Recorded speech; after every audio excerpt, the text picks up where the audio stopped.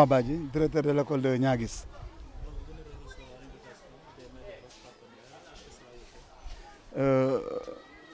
Une grande joie de recevoir aujourd'hui à l'école de Niaguis une photocopieuse qui va vraiment nous permettre d'améliorer le travail pédagogique. En tout cas, c'est un matériel que l'école de Niaguis a attendu depuis très longtemps. Et le recevoir des mains de Bruno Gomis n'est pas surprenant. Car Bruno a fait des réalisations immenses, non seulement pas à Niaguis, mais dans tout le département de Ziguinchor. Pour prendre seulement l'exemple de Niaguis, Bruno a doté l'école d'un ordinateur, d'abord. Ensuite, une imprimante. Et durant 4 ans, c'est Bruno qui était le parrain de la kermesse de l'école. La randonnée pédestre des femmes enseignantes, c'est Bruno qui met à la disposition de cet événement sa sonorisation et il accompagne financièrement. L'année passée, il était le parrain de la finale de l'UASU. Donc c'est dire que Bruno, au-delà de tout ce qu'il fait, peut être cité comme l'un des meilleurs partenaires de l'école à Niaguis. Et ça, vraiment, j'en suis très réjoui. Et je pense que la hiérarchie et même les tenants du pouvoir doivent le savoir. Nous nous demandons qu'est-ce qu'on peut faire en récompense, en retour à Bruno. On ne peut pas le payer.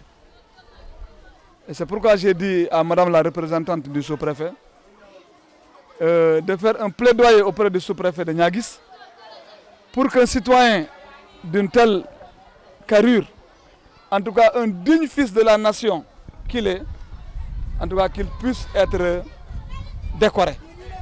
Et je pense que c'est bien possible. Parce qu'à chaque année, on choisit, en tout cas parmi les meilleurs fils de l'arrondissement, les plus illustres pour les décerner, en tout cas cette distinction de la nation. Et Bruno peut quand même mériter, en tout cas,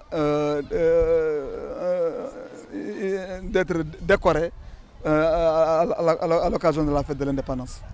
Voilà.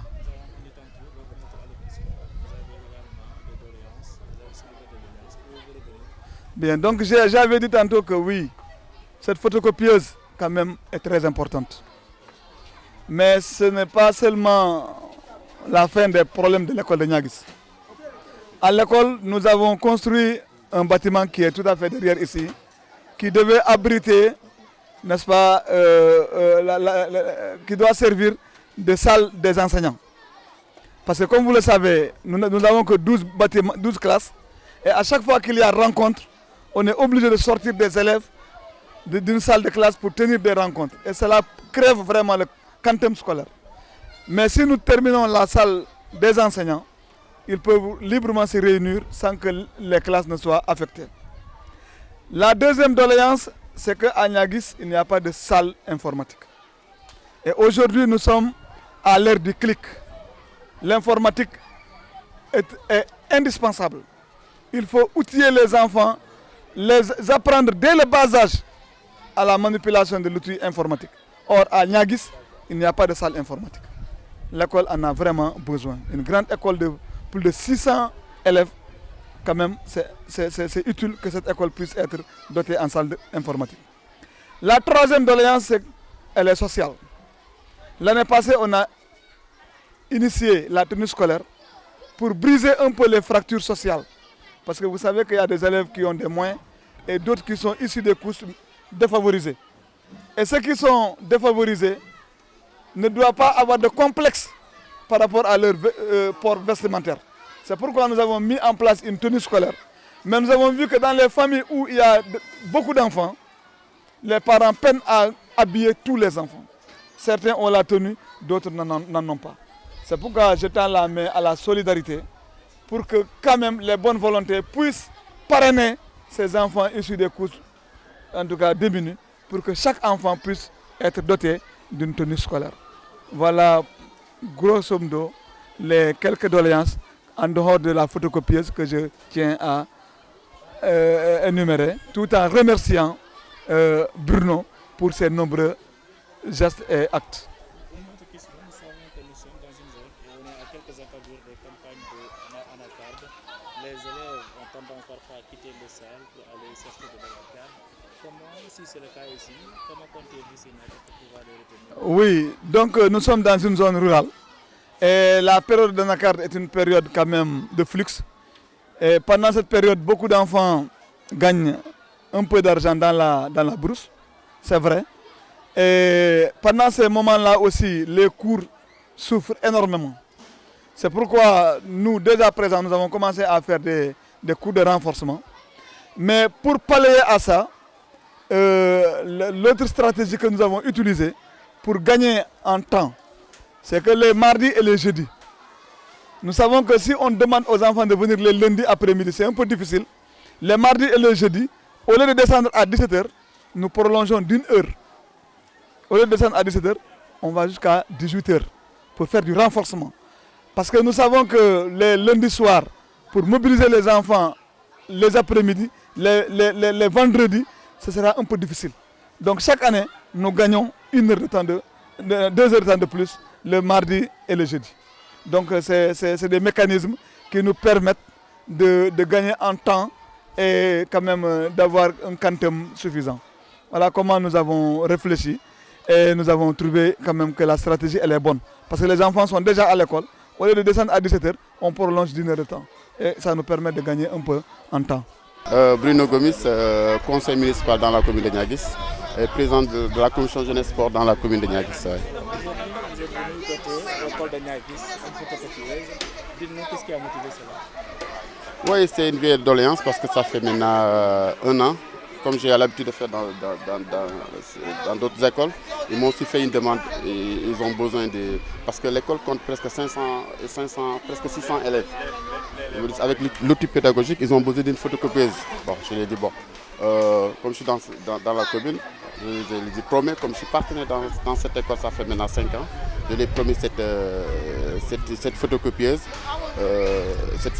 que j'ai remis à l'école aujourd'hui. Vous avez entendu également les doléances qu'ils ont soulevées. Comment comptez-vous ces doléances? Non, les doléances, oui, parce qu'ils disent qu'ils ont besoin d'une salle informatique. On va prendre ces doléances-là en compte. La salle informatique, il y a un toit ils ont besoin de couvrir un toit. On va prendre ces doléances en charge. On va tout ce qu'on pourra faire pour l'amélioration des... On sait également qu'ici, dans cette zone, il y a également des jeunes, souvent, et des enfants très vulnérables, comme le directeur vient juste de le dire, qui sont vraiment issus des familles diminuées. Comment vous, en tant que partenaire, comptez-vous vraiment s'y prendre? Oui, il y en a plein. Parce que moi qui vous parle, j'ai fait des dons par rapport aux enfants, mais par rapport aux enfants handicapés. Aux enfants handicapés, en les autorisant des chaises d'handicap. Les enfants, pour aller à l'école, c'était tout à fait un problème. Il faut les trouver quelque chose pour pouvoir partir à l'école.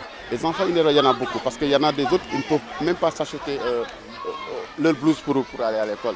Il faut que l'État voit ça, il faut que les bonnes volontés, parce que c'est à chaque fois ça que je dis. On n'a pas besoin d'attendre trop cet État pour pouvoir développer notre commune. Notre commune, ça appartient à nous. L'État, c'est nous. L'État, c'est nous. On doit tout faire, les bonnes volontés, descendre dans des écoles, regarder ce qui est manquement. C'est ça.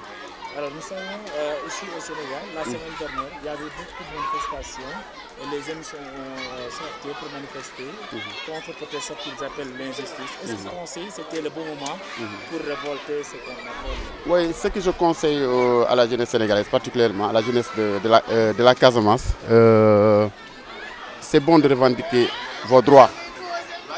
Revendiquer vos droits, mais sans casser le bien public ou bien les commerces d'autrui. Cet acte-là, franchement, ce n'est pas un acte à saluer. Tu peux faire une marche pacifique, aller dire tout à l'autorité compétente sans casser aucun commerce ni détruire le commerce privé des gens. Cet acte, franchement, je déplore cet acte-là. La jeunesse doit savoir, on peut se manifester, avoir revendiqué ses droits, mais pas pour casser une pied le commerce des privés.